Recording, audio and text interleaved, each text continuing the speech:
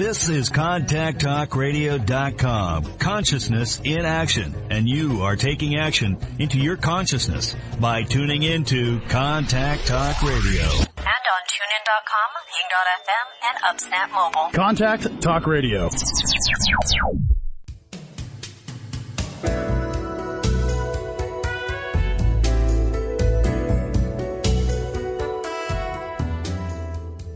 When was the last time you felt inspired? Are you ready to take your passions to make a difference while living a life you truly love? Your host, Katana Abbott, who is a life and legacy wealth coach and certified financial planner, searches the world to bring you experts in the field of personal and professional growth, wealth creation, and mind, body, and spirit. So grab a cup of coffee and take that quantum leap you've been waiting for.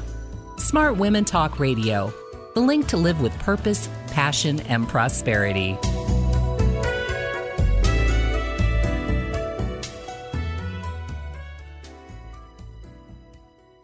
Hello, everyone. This is Katana Abbott, and I want to welcome you to Smart Women Talk, where I search the world for smart women and a few good men, including best-selling authors, thought leaders, and change agents who are on that leading edge. So our topics include things like money, business, health, inspiration, and the metaphysical. Today, we are interviewing public relations and marketing expert Renee Ahi, and we are going to talk about how women can make their Encore careers and their new Encore businesses more successful. We're going to specifically mention some things like why networking is not a lost art, how to determine your USP, which is your unique selling proposition.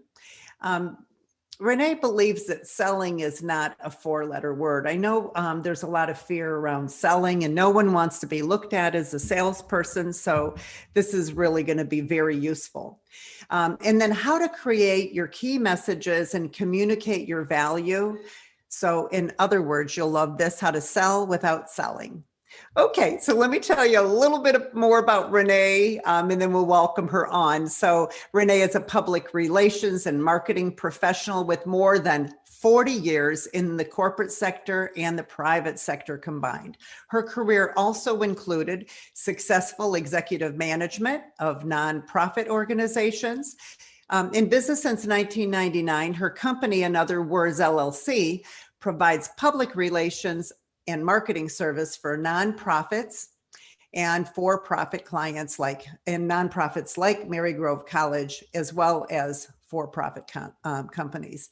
While her time at Marygrove College, she crafted and executed full marketing plans and told stories about the Marygrove experience in social media, and traditional media, and through speech writing and media relations.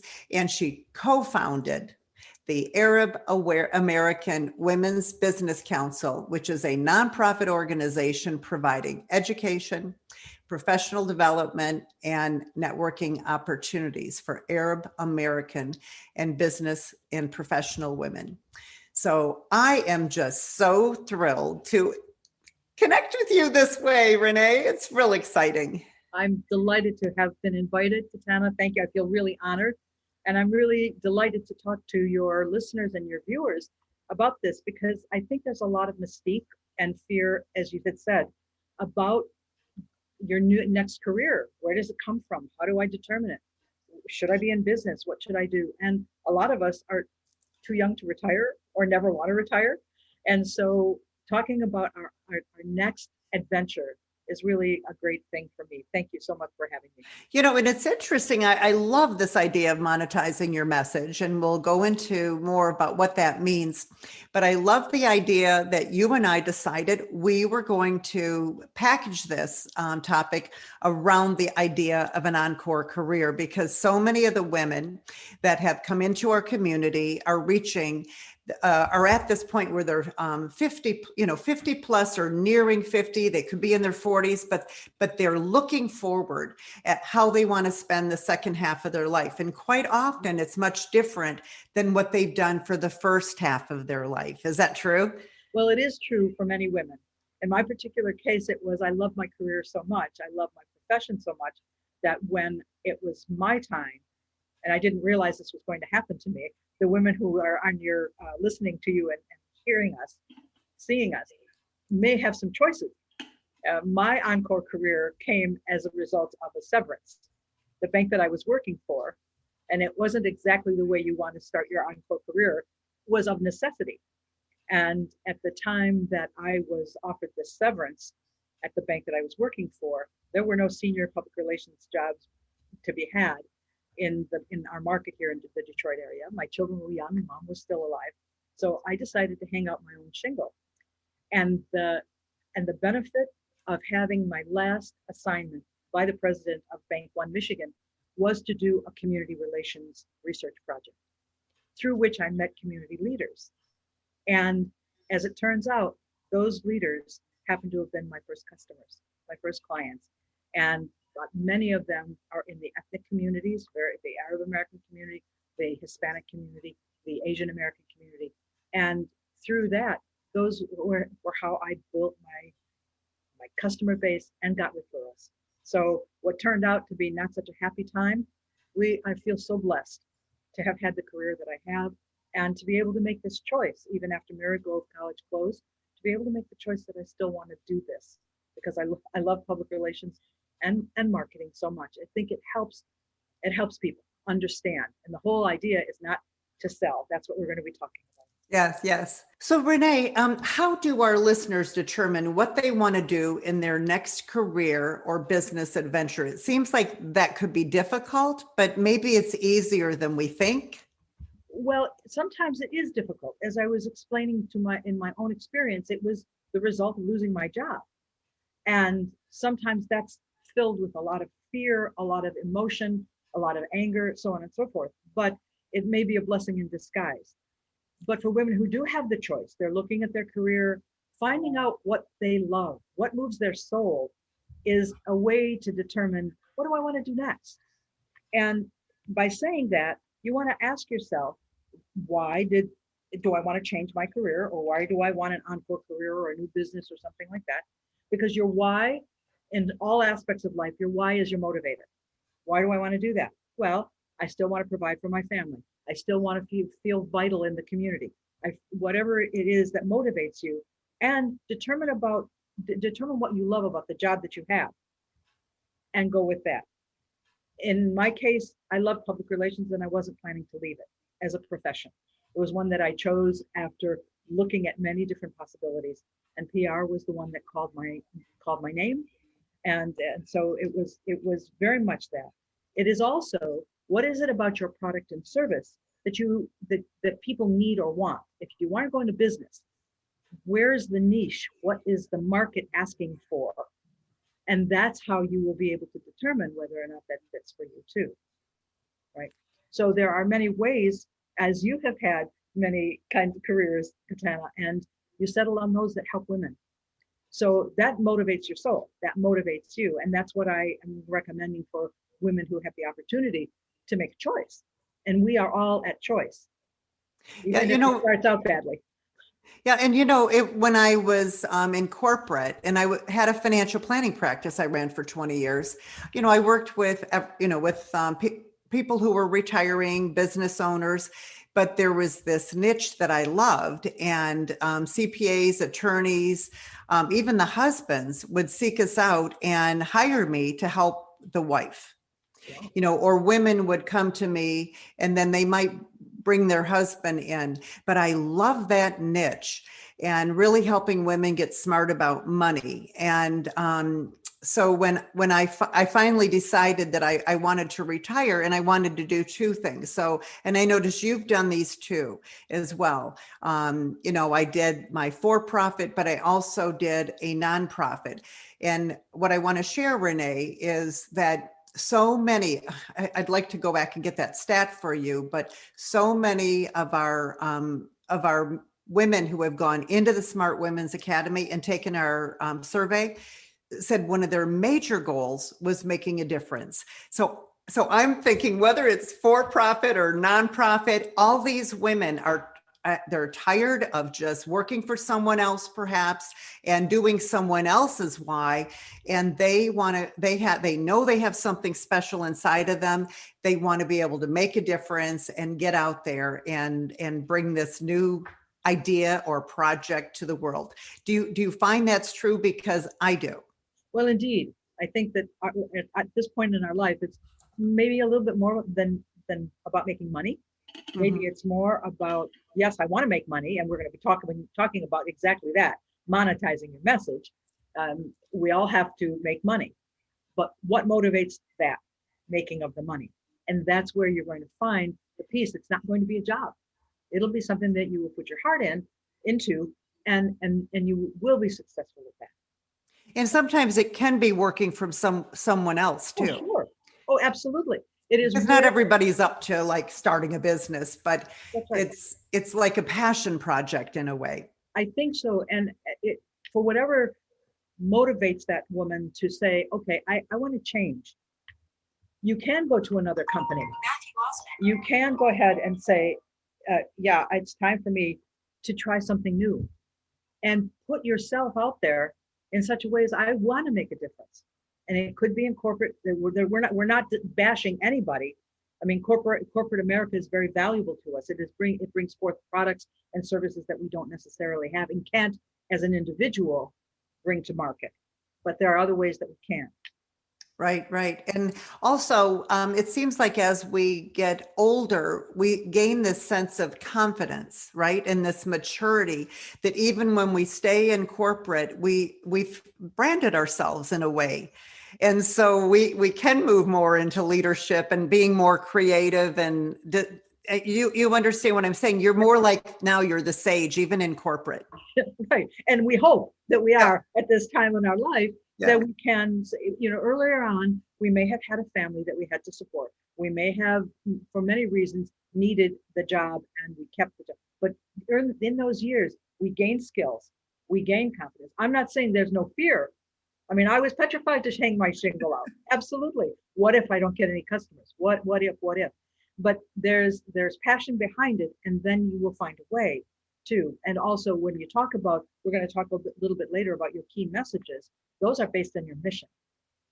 Well, yeah. And so, I wanted this USP, which, what the heck is that? And how I think we mentioned it earlier. I know we mentioned it earlier. It's unique selling position, I think. Proposition. Okay, great. So why don't we talk about term? It's definitely a marketing term. Yeah. The USP is what makes you unique, so that if you're going into business, what makes your product or service better, higher quality, cheaper, more accessible, something different? Is it an improvement on an existing product or service? Your USP is what makes you unique, or your product unique. When it comes to a career, a professional career, what makes you unique? What skills have you acquired? What talents have you developed? What experience do you have? And those are what sets you apart from everybody else. Because if you were just like everybody else, it would be difficult, but you're bringing something to the party. Perhaps my background in banking, public relations, and the experience I had in community relations had set me up to take on that special project the president gave me before I left, and allowed me to meet those community leaders. And I have since, and talking to the people who you worked with, they know your unique selling proposition, right?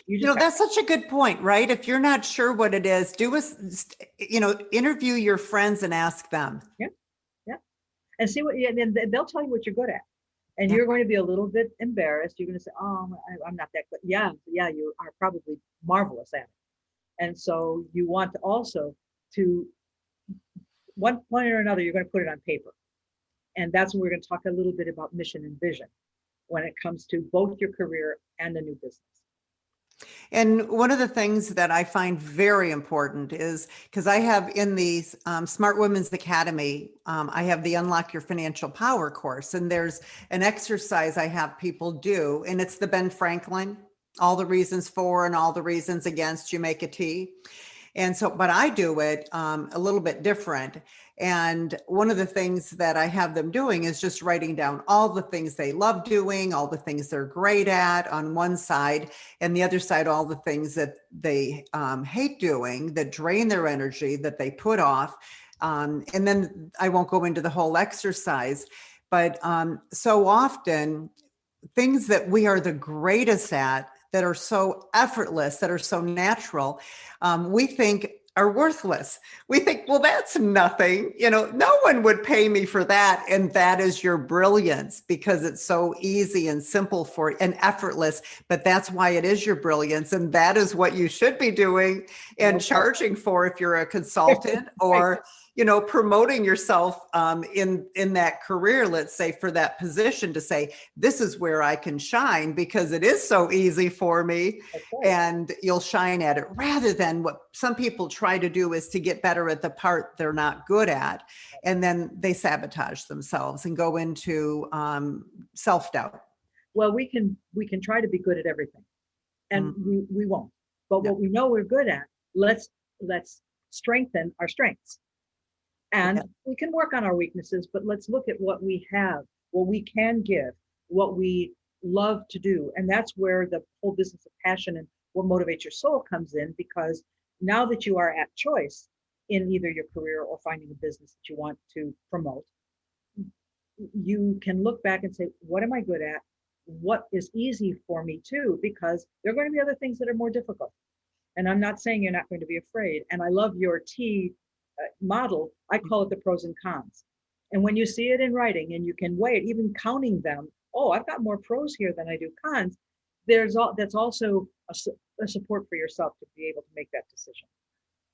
Right. That's great. And I use that exercise to say, focus on these things over here 80% of the time. These other ones, cross out the ones you can just eliminate completely, or delegate, or outsource, hire someone, partner with someone, give it to someone else. So you can spend 80% of your time over here, and you will create wealth and be successful, but mostly you'll be happy. Well, you're bringing up a point. When I first started my company, I was sitting in the car and I looked over, and there was the accountant of my dreams, because for my master's, I took accounting twice, which broke my heart. But I recognized that, no, I did not want to do accounting in my business. I did not want to worry about taxes and so on. So that's that thing that I decided to delegate and pay for that service, where, I could handle, as a sole practitioner, I could handle my own administrative stuff, and didn't need to hire that out. But you will be able to see that in your pros and cons list and your strengths and weaknesses list. And that is also something that makes a whole lot of sense then. So you don't worry about that. You go to somebody whom you trust. And that's always you're always able to do that. I just thought of something too while we've been talking, is when we, do our strengths and everything, sometimes there's an experience that we've had that makes us an expert. And there was an example with a woman who had gone through a horrible divorce. She got out of shape, and she found a personal trainer. She got herself in shape, and it changed everything. Her confidence, her health changed. Yeah. And what she realized is that she wanted to work with women that had gone through a divorce like her, because she knew not just what you needed to do, but the why and how to really make it. She could really communicate with them. Now, by sharing what she did with people, even other trainers, she was able to get more referrals, because it was easier to say, if they saw someone going through a divorce who they could see needed her, it would be easy to say, you've got to go to this woman because she only works with women going through a divorce, and she has a special system. That's niche marketing. Yes. It's not the happiest thing, but there's so many who go through that, right. that sad experience, and they let themselves go. It's an emotional thing. It's a potentially financially draining experience, and you feel less than. And so what we're talking about today is, how do you not feel less than, but be at your best, your choice, to be able to make the rest of your life what you want it to be. Right? Well, I was just mentioning it would be easier to market specifically to that niche, and you would also get referrals from other trainers. Absolutely. you know, and because I've heard this many times. So this leads us into this idea of monetizing your message. And I didn't know if people would get it. I'm hoping they do. It's how to make money, right? Exactly. Doing what you do. But I want you to describe what the idea of monetizing your message is to you. Well, I looked up the word monetize in the dictionary, and the dictionary definition of monetize is to coin into money or to establish as legal tender. It also is to utilize, and then they put in parentheses, something of value as a source of profit. That's the one I like. Because what we're talking about is something of profit, which is your skill, your talent, your passion that is different than everybody else's, your motivation. All of that is the value that you bring, the quality of the product or service that you want to bring to market. That's what the value is. Monetizing it is, how do you make money from what you love, from your USP? So that's exactly what you were talking about, this lady's experience. She monetized that and is making a living and helping others make a living or get back to some kind of normalness, you know, or a new life. And so I think monetizing your messages, we didn't coin that. It was just something that when we talk about message, it's how do you present yourself? What is the message? And we can get into that in a little bit, but determining your message really flows from your mission and your passion, right? And so it starts out with if you're going into business, what are the features of your product or service and what are the benefits, right? So when we talk about that, that's how you get your message. You determine why are you in business? Yes, to help people, blah, blah, blah. But talk about your features. And that's also one of the T things kind of people that women can do too, is to put down what are the features of my product. And the features are, what is it and how does it work? And the benefits are, what does the customer get?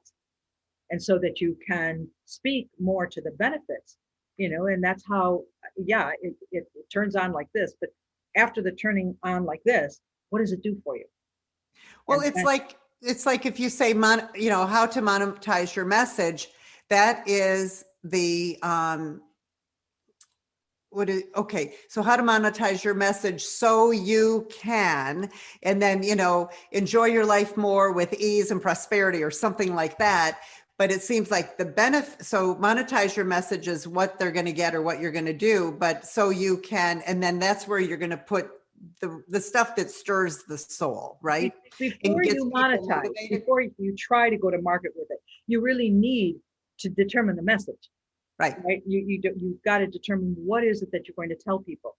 And I think that where you get your key messages, how do you get them and how do they develop? Well, they come from, again, your passion, your purpose for being in business, right?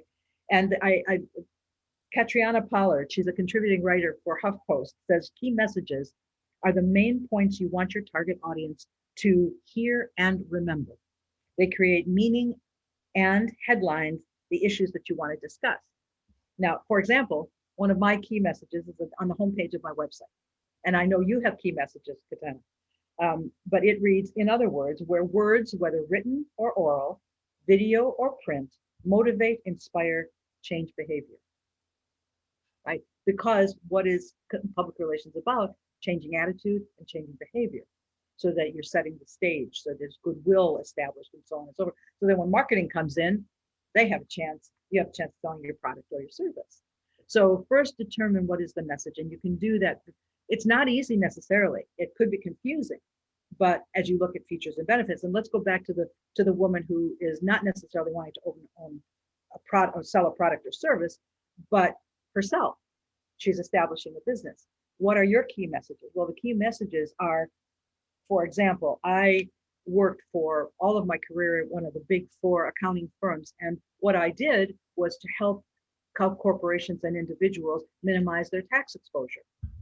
Oh, yeah. So that's the benefit for somebody to hire you if you want, or that's the benefit that you bring to your new company, your new accounting firm. So it is really, key messages are for individuals who are going into consultancies or businesses of their own, or others that have a product or service that they want to sell.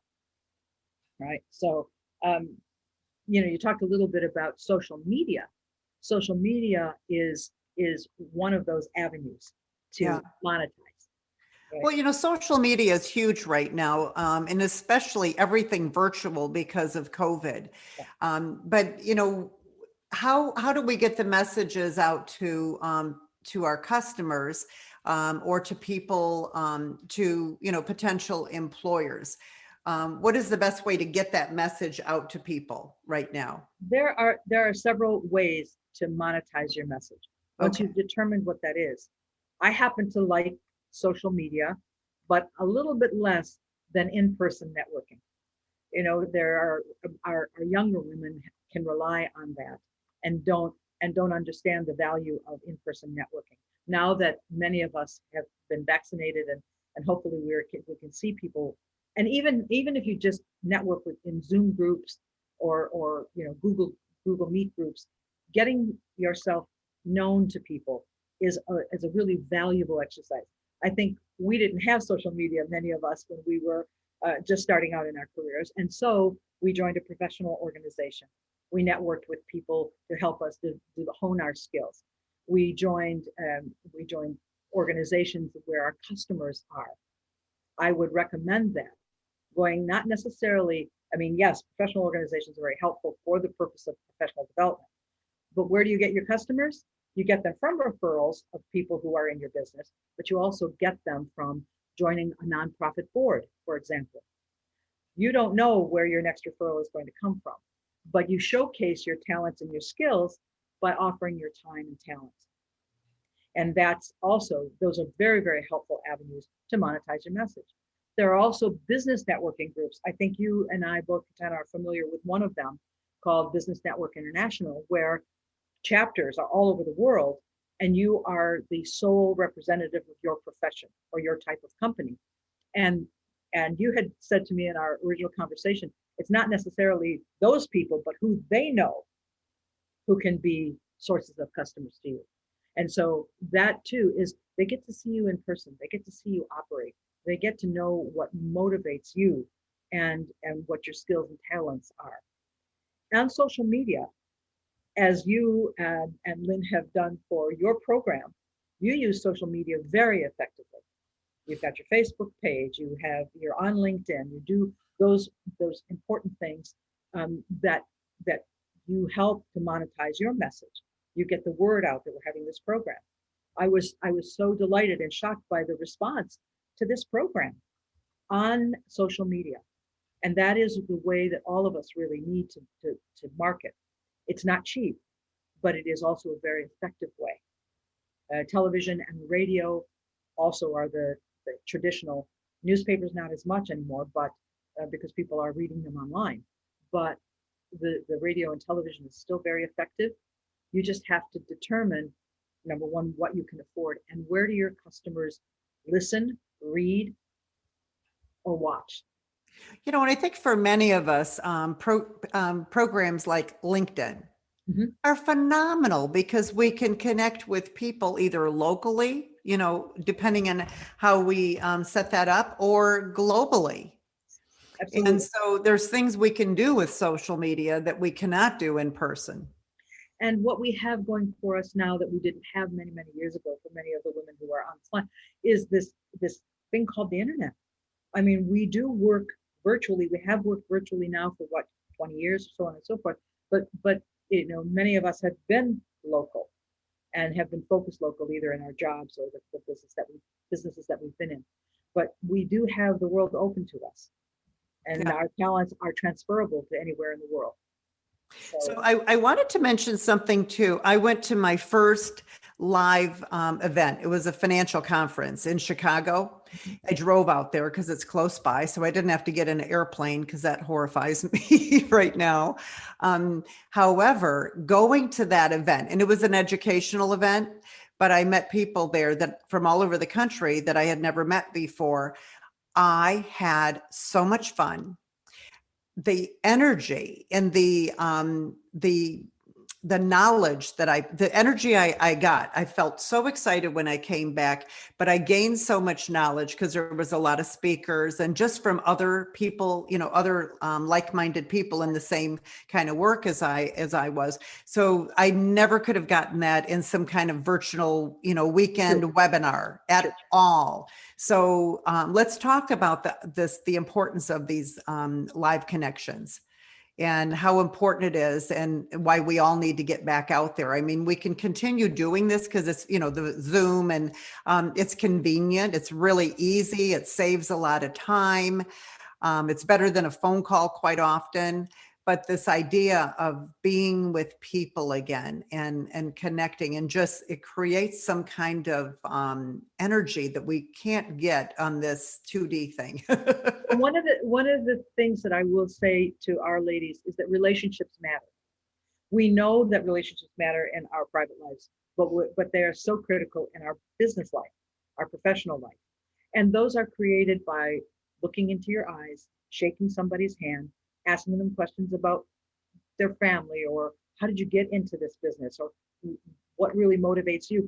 Those things you don't have time for that on a Zoom call, for example. But that's the way to break bread, have a cup of coffee with somebody. And you never know what happens after that. Nothing could happen. And yet somewhere down the road, a few years later, somebody says, I got your name from such and such. Oh, really?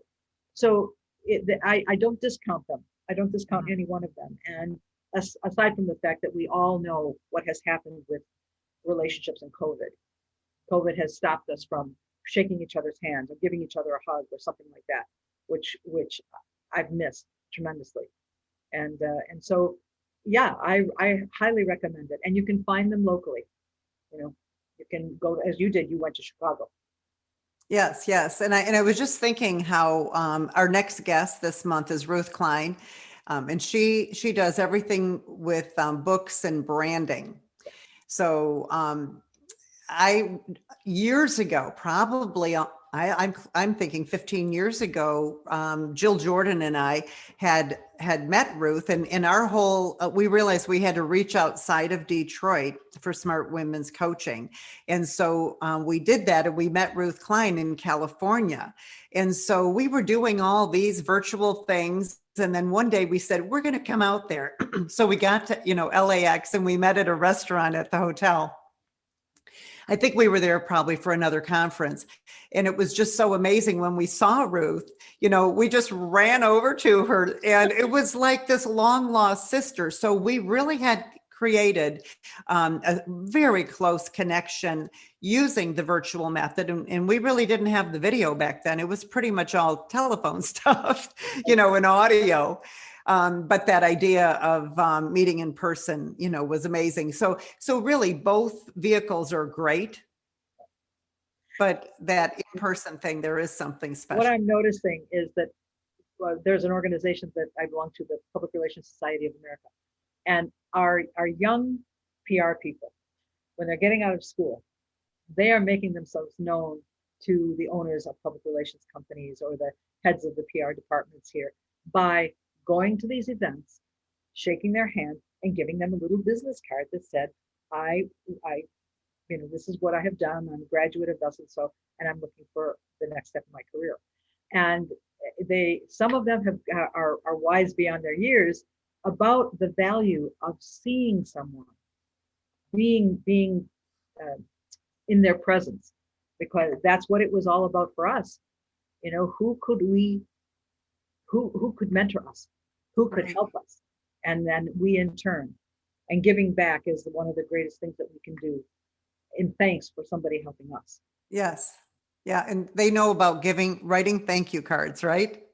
No, that part they haven't really mastered yet. And writing is a lost art. But these are the kinds of things that we want to tell our kids as we're saying, this is what worked for us. You may think it's old fashioned, but let me tell you that it worked, and it continues to work. So I know one of the things we said we were going to share was this 4-letter word, right? Yeah. Yeah, sell. And, I came from that background. I mean, that's where I started. And even as a child, I went door to door collecting holiday dollars for the poor and the needy. Like Mark Cuban, he'd sold encyclopedias, he said, door to door. But I went to parochial school and we were always selling. We even sold zip code books. So back in the 70s, and instead of going to houses, where my mom took me? To all the businesses in Hazel Park, because my grandpa was the manager of City National Bank. Oh my gosh. I worked at City National Bank. I worked at City National Bank. Okay. That was my first PR job. Oh my gosh. Yeah, Wiley Galbraith. And it was funny because I sold all mine. Then I went back to the school and I got everybody else's and I just sold them to all the business owners. And I got number one prize, a clock. I picked a clock radio. Wow. I thought it was. See, you took that word sell and made it into tell. And that's what I want to talk about. Oh, good. Okay. There are so many of us who are afraid of selling. Okay. What if I'm rejected? It conjures up pressure tactics for some. For others, it means rejection. And so before our listeners and viewers' stomachs start to churn, let's change it from sell to tell. And what I mean by that is you really are telling a story. You're either telling a story about yourself or you're telling a story about your product. And when you think of it that way, and that you are sharing information that would help somebody, it becomes a different kind of I'm going to say aura or energy around this thing that we're talking about selling. Because I too was petrified. How do I sell myself? Well, that sounds a little not such a nice word that way, but when you realize that what you've got to sell is something of value. I may not buy it right now. I may not need it right now, but it has nothing to do with you. It doesn't have anything to do with your product. I don't need that product right now. And if we think about how we buy, we don't buy everything that someone approaches us with, or we go into the store and buy everything. What is it that we need? What is it that it's going to make our life a little bit easier or better? What is it going to make my business run a little bit more efficiently? So I guess we don't go into situations, even when you're going into networking situations where you've heard of an elevator pitch and you've got this, well, you don't go to meet somebody and blab all of hi, I'm Renee and I do this. You get to know somebody. And that's what I wanted to talk about, relationships mattering. You're establishing relationships, and the more you're seen, the more you get known, the more people ask questions, and you have the opportunity to ask them questions. So tell me, Katana, what do you do? Oh, well, you help women. I have a friend who is going through whatever it is. There is a connection there. And that's what you're trying to make, is a connection. Yes, You're trying to make a sale, but the sale will come from the connection. And that's what I hope our ladies listening to this broadcast will hear, that it isn't about selling, it's about telling. And the story is going to be a good one. It's not about selling, it's about telling. Yeah. Beautiful. It's kind of how it makes my heart a little bit calmer, Right. I could feel that in my heart too, like a kind of, right? Yeah, right. Much better. But it all actually comes from the relationships, that you establish. People know you, Katana, by the relationships that you have established over your career. And they have come forward from your financial planning life into your smart women planning, into this nonprofit. There's and being the midlife millionaire coach, that all of that has transitioned you. And the same thing for me. And the women who are listening, who are looking for an encore career or a new business that they want to feel good about, and how does it add value? And see if it's your purpose. It's your purpose. What do I want to do? What do I want to give back? What do I love? And I think that makes it a whole lot easier than the word selling. Right. Selling isn't a 4-letter word when you make it selling.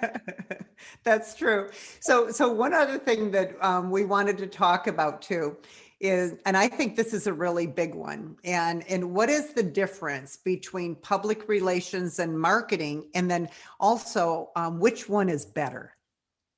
Okay.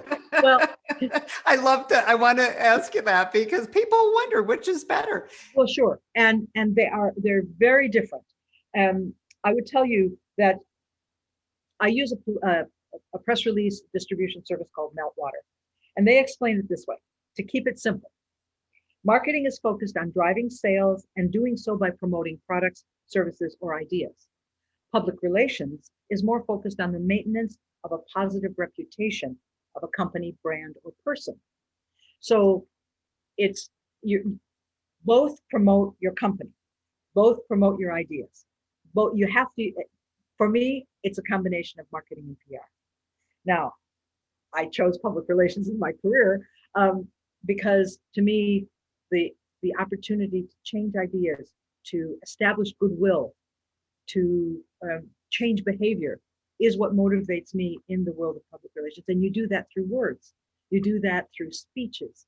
You do that through annual reports talking about the good work that you do if you happen to be a publicly held company or, a nonprofit where you want to tell people about your good works for donors. And the tools of that are, you've heard of a press release. People have heard of a press release. They don't know necessarily what it is, but it is a tool. And all those other things that I mentioned. And marketing's tools are brochures, television, radio, commercials, even social media advertising. And those are the tools of marketing. Which is better? Since I do them both, I love them. And it depends on where you are in your company, right? Sometimes you don't have the cash immediately to advertise. Maybe you only want 4 or 5 clients at a time.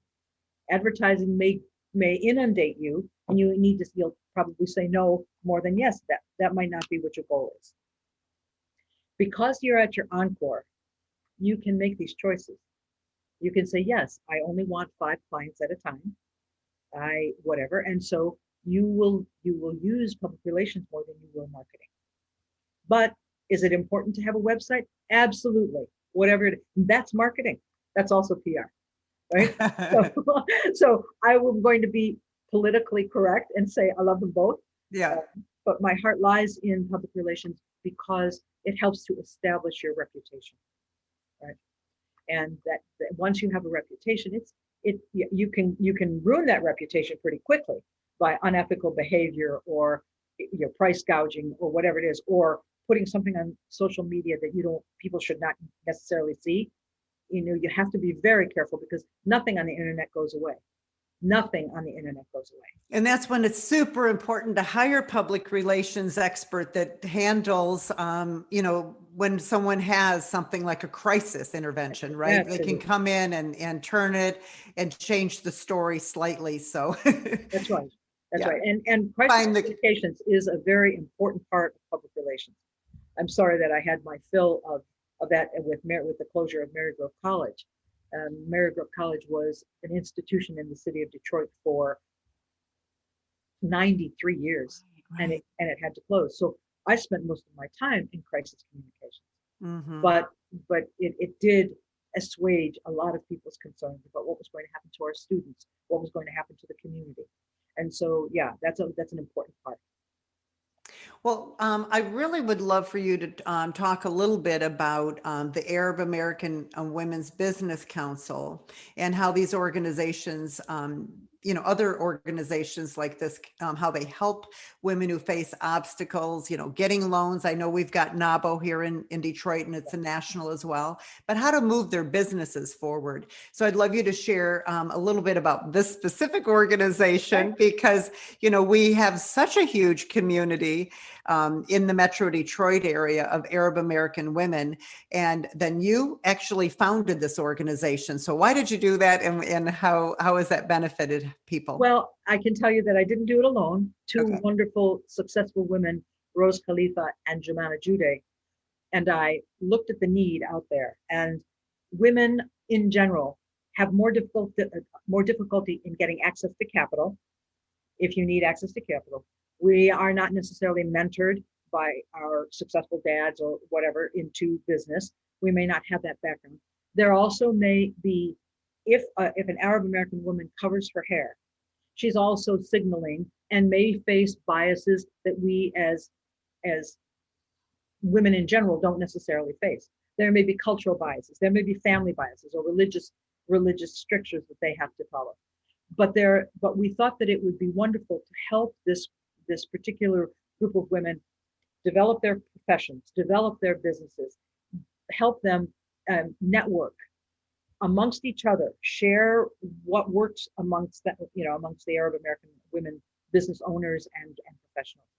And we also bring in services from outside. We want to help them. There are many things that our women on this call and on this program can know about. Of course, the Small Business Administration has very important programs for women business owners.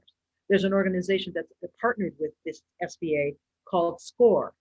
And very often there are retired people who volunteer their time in their profession, accountants, CEOs, CIOs, all of that. They give their time to help women and men, establish their businesses.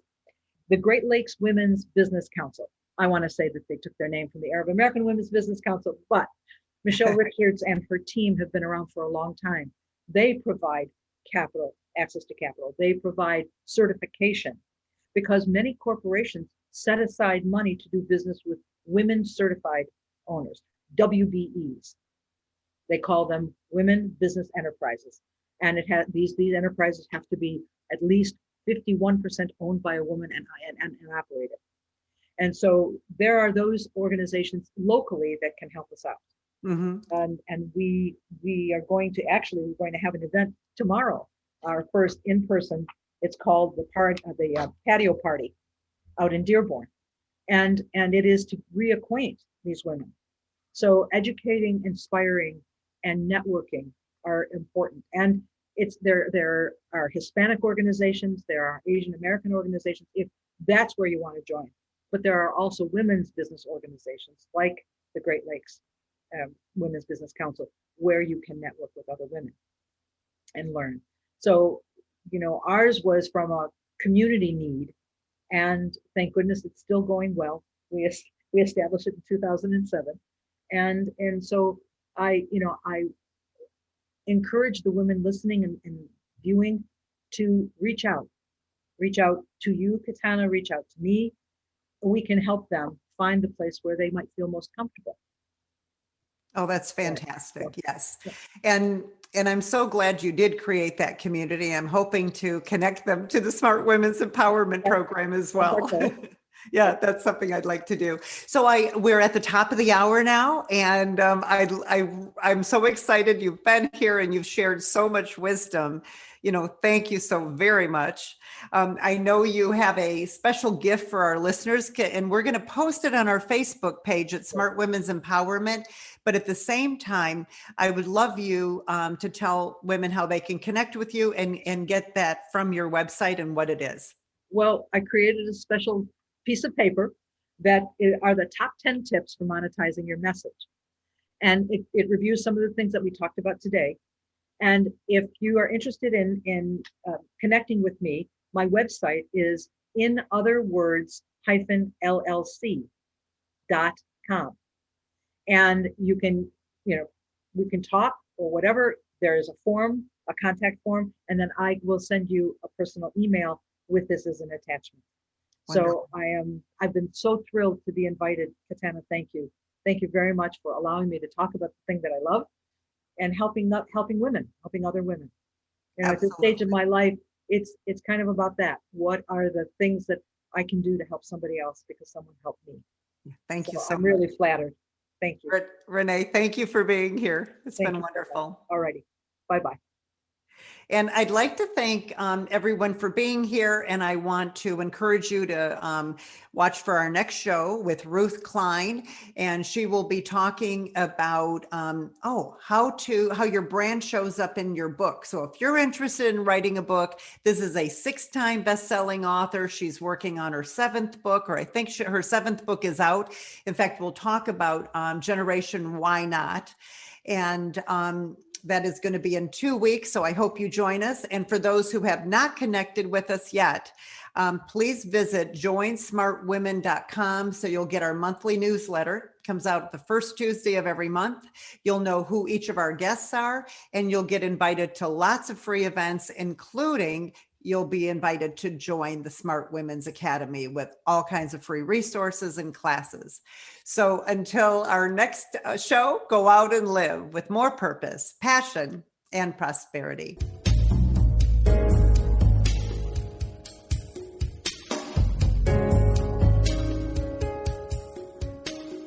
Thank you for joining us here at Smart Women Talk Radio, a place to learn, prosper, and grow.